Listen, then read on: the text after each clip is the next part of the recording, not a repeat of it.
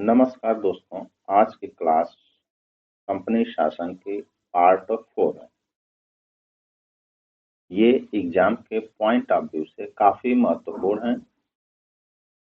आइए अब हम अपनी क्लास की तरफ चलते हैं।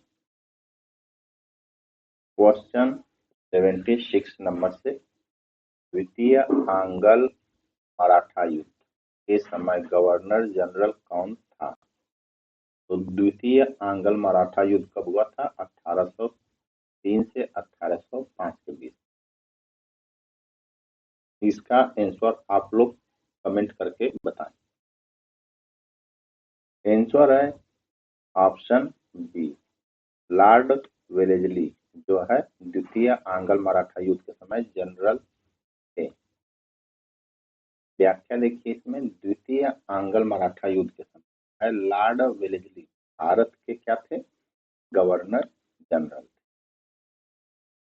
तृतीय आंग्ल मराठा युद्ध किसके समय हुआ? आंसर है ऑप्शन ए, लॉर्ड हेस्टिंग के समय हुआ। कब? 1817 से 1818 के बीच में जो है तृतीय आंग्ल मराठा युद्ध हुआ था। इसमें जो व्याख्या में देखिए आपकी, तृतीय आंग्ल मराठा युद्ध के समय फ्रांसिस राउडन हेस्टिंग जो फर्स्ट मार्क्यूज ऑफ हेस्टिंग, जिसको हम गवर्नर जनरल ये थे, first marquess of Hasting governor general थे। कलकत्ता में फोर्ट विलियम कॉलेज की स्थापना किसने की? आंसर है ऑप्शन बी, लॉर्ड वेलेजली जो है फोर्ट विलियम कॉलेज की स्थापना की। ये जो 1800 में लॉर्ड वेलेजली ने प्रशासनिक अधिकारियों के प्रशिक्षण हेतु फोर्ट विलियम कॉलेज की स्थापना की। किसके लिए? अधिकारियों के प्रशिक्षण के लिए। 1824 में कित्तूर विद्रोह, कौन सा विद्रोह? कित्तूर विद्रोह किसके शासनकाल में या किसके समय हुआ? आंसर है ऑप्शन ए, लॉर्ड एमहर्स्ट के शासनकाल में जो है या समय में कित्तूर विद्रोह हुआ। यह जो है 1824 में कित्तूर विद्रोह जो लॉर्ड एमहर्स्ट के शासन या समय में हुआ, उस समय गवर्नर जनरल थे। सिंध का विलय किस गवर्नर जनरल के समय हुआ? आंसर है ऑप्शन बी, लॉर्ड एलनबरो के समय जो है सिंध का विलय हुआ 1883 में जो है। कब? 1883 में सिंध का विलय किया गया। उस समय governor general lord Ellenborough या एलनबरो थे। चार्टर एक्ट 1793 का संबंध किससे था? आंसर है ऑप्शन ए, कंपनी के अधिकारों का नवीकरण, जो चार्टर एक्ट 1793 का इससे संबंध था। इसमें जो है 1793 के चार्टर एक्ट द्वारा ईस्ट इंडिया कंपनी के व्यापारिक अधिकारियों को 20 वर्ष के लिए बढ़ा दिया। क्या? अधिकारी जो थे व्यापारी, उनको 20 वर्ष के लिए और इम्प्रूवमेंट या बढ़ा दिया गया। रेवेन्यू बोर्ड की स्थापना किसने की? आंसर है ऑप्शन ए, वारेन हेस्टिंग जो है रेवेन्यू बोर्ड की स्थापना की। वारेन हेस्टिंग ने राजस्व सुधार या रेवेन्यू बोर्ड की सुधार के तहत रेवेन्यू बोर्ड की स्थापना की।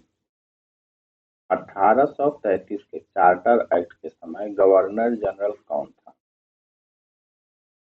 आंसर है ऑप्शन बी, लॉर्ड विलियम बेटिक जो है उस समय गवर्नर जनरल था 1833 चार्टर के तहत। प्रथम आंग्ल अफगान युद्ध कब हुआ? 1839 से 1842 के बीच में। किसके समय हुआ? तो उस समय कौन था?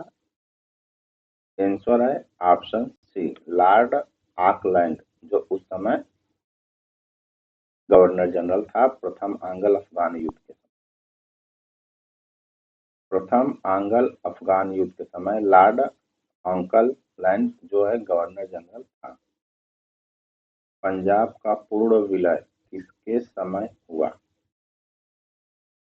आंसर है ऑप्शन बी, लॉर्ड डलहौजी के शासनकाल में पंजाब का पूर्ण विलय हुआ। लॉर्ड डलहौजी ने जो है हड़प नीति लाई।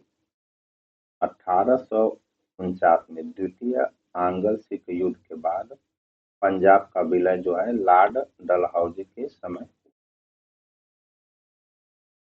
1835 का प्रेस अधिनियम किसके समय लागू हुआ? आंसर है ऑप्शन बी, लॉर्ड मेटकाफ के शासनकाल में प्रेस अधिनियम लागू हुआ 1835 में। 1835 में प्रेस की स्वतंत्रता से संबंधित अधिनियम चार्ल्स मेटकाल्फ जो फर्स्ट ब्राउन मेटकाफ के समय पारित हुआ। 1854 का वुड्स डिस्पैच किससे संबंधित है? आंसर है ऑप्शन बी, शिक्षा नीति से संबंधित है। कौन? Wood's dispatch. इसमें जो 1854 का वुड्स डिस्पैच भारतीय शिक्षा व्यवस्था के संगठन से संबंधित था और आधुनिक शिक्षा प्रणाली की आधारशिला माना जाता है। वहीं से कौन? वुड डिस्पैच जो भारतीय शिक्षा व्यवस्था में काफी अच्छा आधारशिला रहा। डलहौजी के समय कौन सा सुधार हुआ? आंसर है ऑप्शन सी, रेल और तार सेवा की शुरुआत की गई लॉर्ड डलहौजी के समय में। डलहौजी ने जो है रेल, डाक और तार सेवा का विकास किया। 1773 के रेगुलेटिंग एक्ट के अंतर्गत कितने परिषद सदस्य थे या अंतर्गत कितने परिषद सदस्य थे? आंसर है ऑप्शन सी, टोटल 4 परिषद सदस्य थे। गवर्नर जनरल की सहायता के लिए जो है 4 सदस्य को जो है परिषद बनाया गया था। 1818 में पेशवा बाजीराव द्वितीय को हार किसके समय हुई या पेशवा बाजीराव जो थे किसके समय में वो हार गए थे? आंसर है ऑप्शन बी, लॉर्ड हेस्टिंग के समय में वो उनकी हार हुई थी। 1818 में तृतीय आंग्ल मराठा युद्ध में पेशवा की हार हुई थी। 1829 में सती उन्मूलन अधिनियम किस क्षेत्र में पहले लागू हुआ? आंसर है ऑप्शन सी, बंगाल में ये जो है सबसे पहले लागू हुआ 1829। 1829 में सती प्रथा को पहले बंगाल प्रेसिडेंसी में अवैध घोषित किया गया। 1857 के विद्रोह के दौरान सेना का मुख्य केंद्र कौन सा था? आंसर है ऑप्शन ए, मेरठ जो है सबसे प्रमुख केंद्र था मेरठ। 10 मई 1857 को मेरठ में विद्रोह की शुरुआत हुई जो पूरे उत्तर भारत में फैला। कहाँ पे? उत्तर भारत में ये फैला मेरठ से। 1857 में बहादुर शाह जफर को किस स्थान पर गिरफ्तार किया गया? आंसर है ऑप्शन बी, हुमायूं का मकबरा, वहां पे जो इनको गिरफ्तार किया गया। विद्रोह के समय अंतिम मुगल सम्राट बहादुर शाह जफर को हुमायूं के मकबरे से गिरफ्तार किया। 1857 के बाद सेना में क्या प्रमुख परिवर्तन किया गया? आंसर है ऑप्शन बी, यूरोपीय सैनिकों की संख्या बढ़ा दी गई। 1857 के बाद अंग्रेजों ने सेना में यूरोपीय सैनिकों का अनुपात जो है बढ़ा दिया। भारत शासन अधिनियम 1858 के तहत किस पद की स्थापना हुई? आंसर है ऑप्शन ए, भारत सचिव की स्थापना हुई भारत शासन अधिनियम 1858। 1858 के अधिनियम द्वारा भारत जो है भारत सचिव का पद जो secretary of state for India का पद स्थापित किया गया।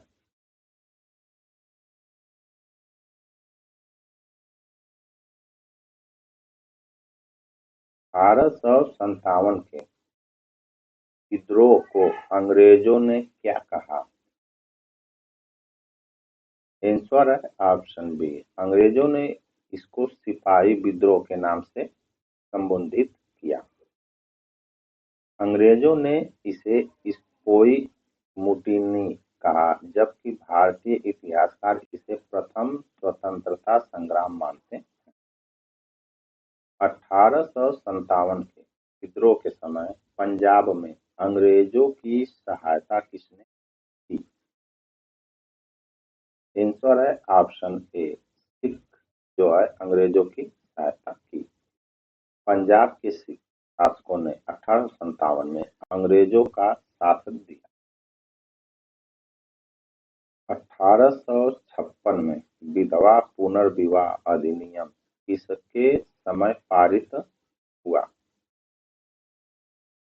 आंसर है ऑप्शन बी, लॉर्ड कैनिंग के शासनकाल में विधवा पुनर्विवाह अधिनियम पारित किया गया।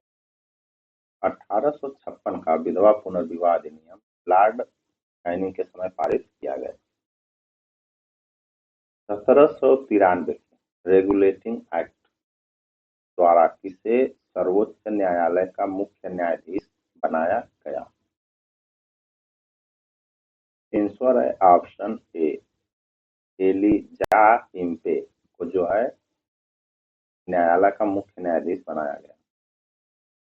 कलकत्ता के सुप्रीम कोर्ट के पहले मुख्य न्यायाधीश एलिजा इम्पे को बनाया गया। 1858 के बाद भारत का प्रशासन किसके अधीन चला गया? आंसर है ऑप्शन सी, ब्रिटिश क्राउन के अधीन चला गया। 1858 के बाद भारत सीधे ब्रिटिश क्राउन के अधीन आ गया और कंपनी का शासन समाप्त हो गया। इस तरह से इससे जितने भी इम्पोर्टेंट क्वेश्चंस एग्जाम के पॉइंट ऑफ व्यू से बनते हैं, टोटल क्वेश्चन कंप्लीट करा दिए गए हैं। चैनल को लाइक, सब्सक्राइब तथा